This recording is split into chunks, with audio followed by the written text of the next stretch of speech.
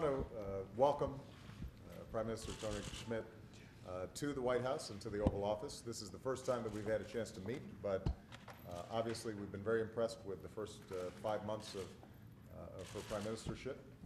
I shared with her how much Michelle and I appreciated the extraordinary hospitality that was shown to Michelle and I when I visited Copenhagen in the past. And I also wanted to just say how much we appreciate the great alliance and partnership that we have with the Danish people on a whole range of international issues. Obviously, most recently, the operations in Libya could not have been as effective had it not been for the precision and the excellence of the Danish armed forces and their pilots. But that's fairly typical of the way that Danes have punched above their weight in international affairs. In Afghanistan, I thanked the Prime Minister for the extraordinary contributions of Danish troops in the Helmand area. They operate without caveat, have taken significant casualties, for which obviously all of us extend our condolences to the families that have been affected. But because of the outstanding work that's been done by Danish soldiers in Afghanistan, we're seeing great progress in the areas where they operate. We had a chance to talk about the economy. As we were exchanging notes, it turns out that, like folks here in the United States, everybody in Denmark wants to talk about the economy all the time, and jobs and growth. And we agreed that there has been some progress in resolving the sovereign debt issues, that there's been some progress with respect to the agreements between the EU and the IMF and Greece, the new government in Italy, new governments in Spain and Portugal are all making some significant progress, but that there's a lot more work to do. And we will be consulting closely with Denmark, and we exchanged ideas on how we can ensure not only economic stability in Europe, but also growth in Europe, because if Europe is growing, then that benefits the U.S. economy as well. And we emphasized, are there additional ways that we can encourage trade and reduce economic frictions between the two sides of the transatlantic relationship. In preparation for our meeting in Chicago and NATO, in my hometown, we talked about the transition that was already agreed to in Lisbon when it comes to putting Afghans in the lead in security over the next several years. And we are going to be consulting closely with not only Denmark but our other allies in making sure that that is a smooth transition and one that is sustainable, where we continue to help the Afghan government to support its own sovereignty and to effectively control its borders.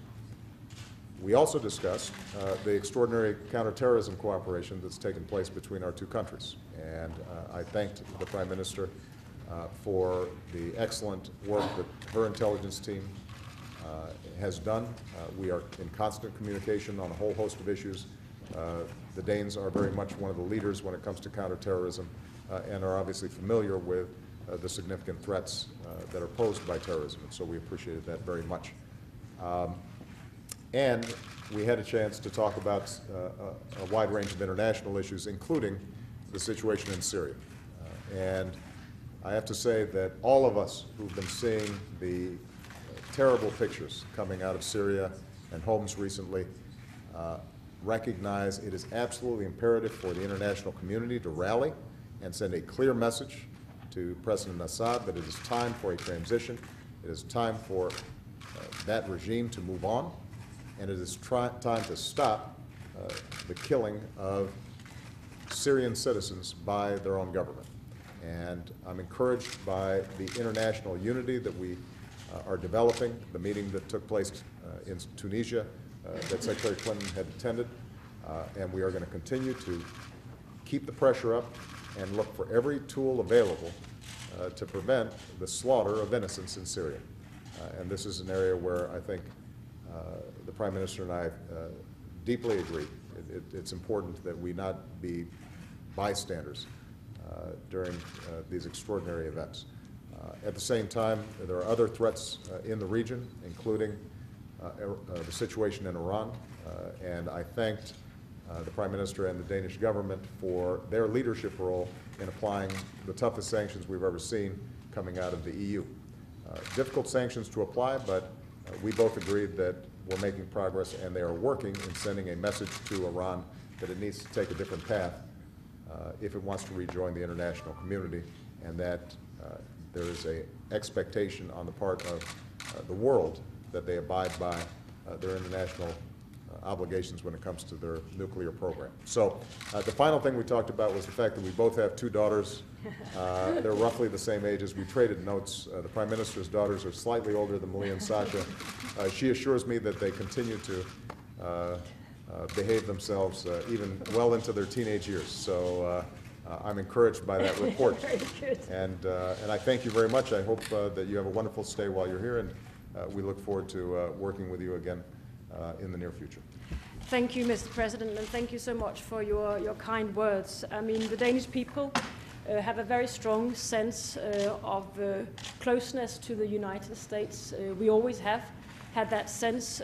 We have close economic, political ties with each other, but not only that, we have exchange of tourism, students, ideas, culture. But perhaps most important of all, we share common values, and I think in a turbulent time, this is very, very important. So basically, the friendship and the alliance between our two countries is in a very good shape right now, and I thank you for that. As you said, we discussed the economic situation. Denmark holds the presidency of the EU right now, and we talk about the debt situation most of the time in Europe. I convey the message to the President. I am convinced that we will see ourselves through this crisis. We have put some very important measures in place. We have fiscal consolidation, we have reforms, and we have a focus on growth and jobs right now. In doing that, in this endeavor, I think a closer transatlantic relationship would be important. We are dependent on each other, and we should have closer trade with each other, and I think that will be part of creating a sustainable growth in our countries. As you were saying, Mr. President, we also have close ties in terms of security. It is clear, and has been for a long time, that Danish soldiers are serving alongside American soldiers in Afghanistan, and I use the opportunity today to thank you and the American people for the great effort you have put in Afghanistan. It is greatly appreciated worldwide, and I know that the Danish people really appreciate the global leadership that you and your people have taken also in that context. I look forward, of course, to coming back to the States, to your hometown, Chicago, participating in the NATO summit. What we will be discussing there is Afghanistan, of course. One of the major issues there is the transition to the next phase in Afghanistan, and what we want to see is the Afghans taking over responsibility for their own security, and we are in Europe under Danish leadership trying to gather donors in securing that the Afghans are capable of taking over their own security. We have some great examples of our alliance. We have worked together again in Libya, where we made sure that Libya came out on a path of democracy, and I think again the Americans showed leadership in that context. Another area that we discussed, as you said, was Syria, which is quite the opposite situation. It is horrendous what we see in Syria right now, but I think it is also very, very true that we have worked together in that area. We must continue that endeavor, and just today we have seen that under the leadership of the League of Arab States, there has been a step forward in trying to put pressure on Syria, which is very, very important. The same, of course, goes for Iran. Another area in security where we work together is in terms of piracy. And I use the opportunity of thanking sincerely the President for the courageous operation that led to the freeing of 2 aid workers that worked for the Danish Refugee Council. They are now safe because of the Americans. Thank you for that. So basically, our security, our cooperation in terms of security are very great indeed.